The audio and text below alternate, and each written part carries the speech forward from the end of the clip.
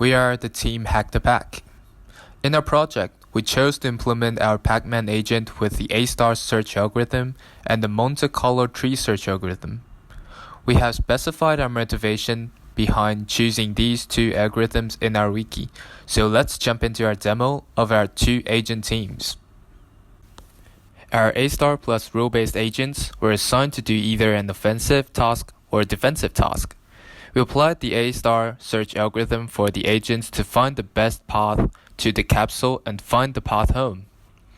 The base rule for our offensive agent is, if the enemy ghosts are not in a scared status, our agent will detect the dead ends and avoid choosing the food in those ends. If our agent detected someone chasing him, he will apply A-star to look for the closest capsule. After eating the capsule, instead of start chasing the scared enemy, our agent will continue to look for food because he knows that the goal is to gather as much food as possible. So unless the enemy is only one step further from him, he will not turn and eat the enemy.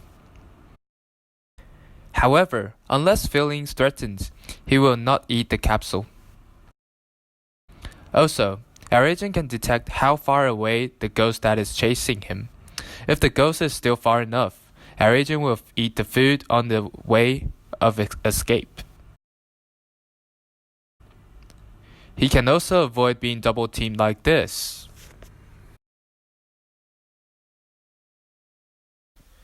For our Monte Carlo tree search agent, instead of assigning fixed tasks to the agents, we remain the flexibility for the agents to decide and modify their character according to the rewards.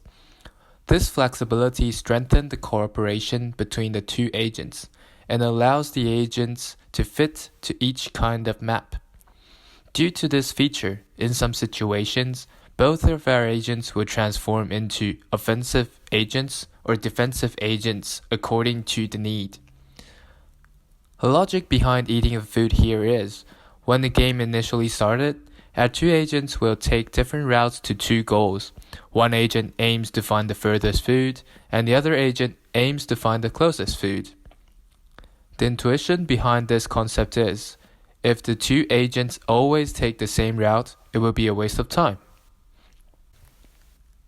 After the initial pathfinding section, both agents will start looking for the closest food. The design of our MCT algorithm does 4 simulations from the root node, which is the current position. When the simulation gets a reward or the depth reaches 20 steps, we backpropagate the value to the root node. The choice of 20 steps is for the time limitation reason. After 4 simulations, we choose the best child node with the highest value and take the corresponding action. Here, if one agent trapped both enemies, the other one will find another path to enter into the enemy territory. Finally, we see that when the time left is less than 200, it will activate the ending alert, which will lead our agents to put the food back home as soon as possible.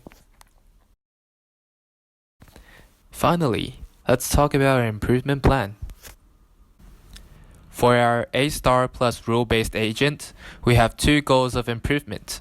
First, the A-star algorithm itself is quite a solid algorithm. However, the choice of the heuristic function is always something that we would like to improve. Our current heuristic function is using the Manhattan heuristic. If we have more time, we would like to try something else such as the goal counting heuristic. The second improvement goal is aimed to improve the rules. It takes time to discover the flaws and to write new rules to respond.